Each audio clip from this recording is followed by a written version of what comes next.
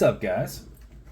Showing off a build, going over to my buddy Heath as a gift. This is was a fun one to put together. We've got a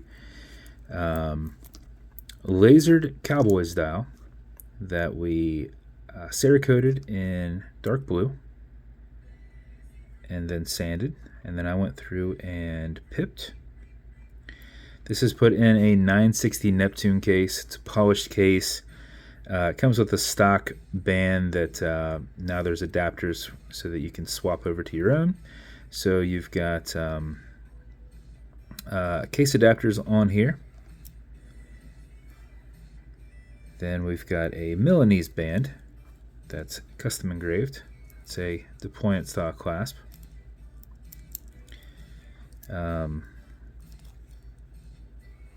You've got a milled tapered bezel on this. And then you've got a low profile milled caseback that we went through and just custom lasered, so that all this is laser work. That's not like any kind of cerakote right there. It's just lasered work. And then I did a set of silver hands in there. Then on these, how do these adjust? I think. Let me look at this real quick.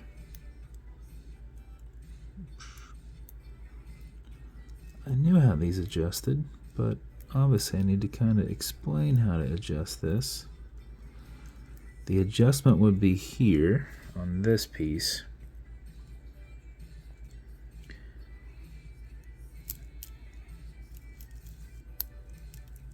You lift that up. I was like, wait a second, I've done this before, I just haven't had these in a minute. So you lift this up, set this where you want it, and then collapse that back down. Use 2 fingers on that, it's a tight grip. And then that would be your new setting. So you just set it once, and then you don't have to revisit it unless your wrist size changes. But that's it. Open this up, lift this. On the other one, you have to use a flathead and kind of kick it up, but it's the same kind of premise.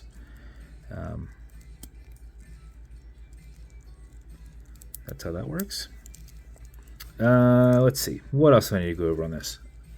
Bezel on this will turn left. It'll turn right. It is a tension ring bezel. It doesn't really matter since there's no numbers or anything on this. With this being polished, you will fingerprint it. There's no real way around this. So you just need to make sure you have your microfiber handy to work those off. But automatic mechanical. There is a rotor inside here. You just can't see it. Automatic mechanical, so you can wind it, wear it, put it in a watch winder to keep it running. But if it's dead or you're not going to be very active, make sure you wind it just a little bit before you put it on. And how you do that is you back the crown off the threads until you hear it and feel it clicking. At that point, you can wind. And a wind is a turn away from you. Turning it towards you doesn't wind it, but it's a lot easier to keep your finger spacing and just go back and forth to wind it. If you do this for 4 or 5 seconds before you put it on, that mixed with the rotor movement will keep your time throughout the day.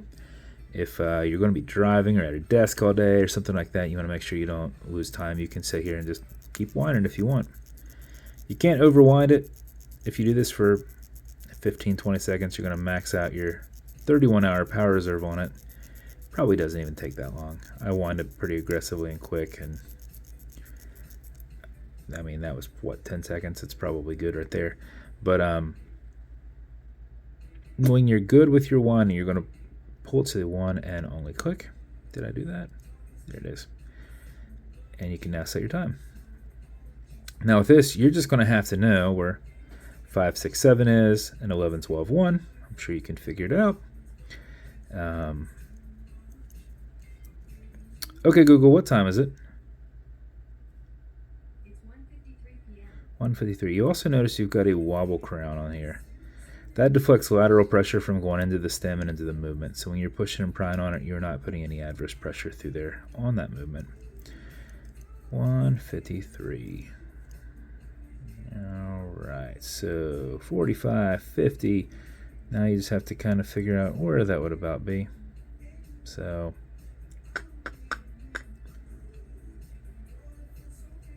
.53 feels about right there. Actually, that feels a little too far.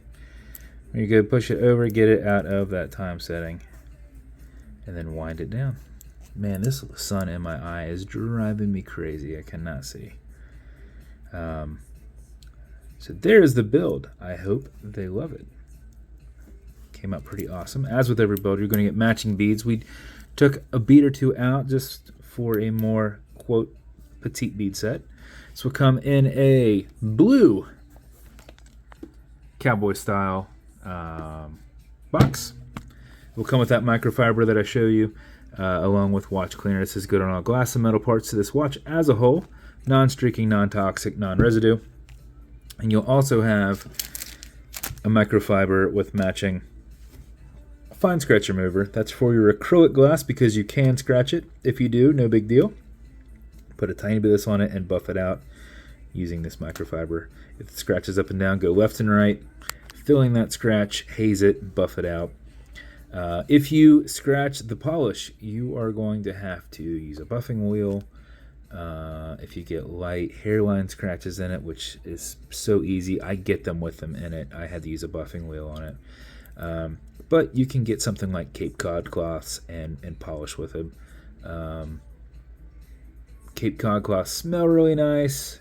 They work really well, but like it gets into your skin, so you might have to like wear gloves or something if you use that. But with them being polished, you just got to tread a little lighter with that. But that's the build. Heath, I appreciate you, buddy. That's the build, man. Thank you so much. Hope they like it. And if you want me to build you something custom and unique, reach out and I'll see what I can do. And if you want to continue to see videos like this, like and subscribe as I put them up all the time. Thanks, guys.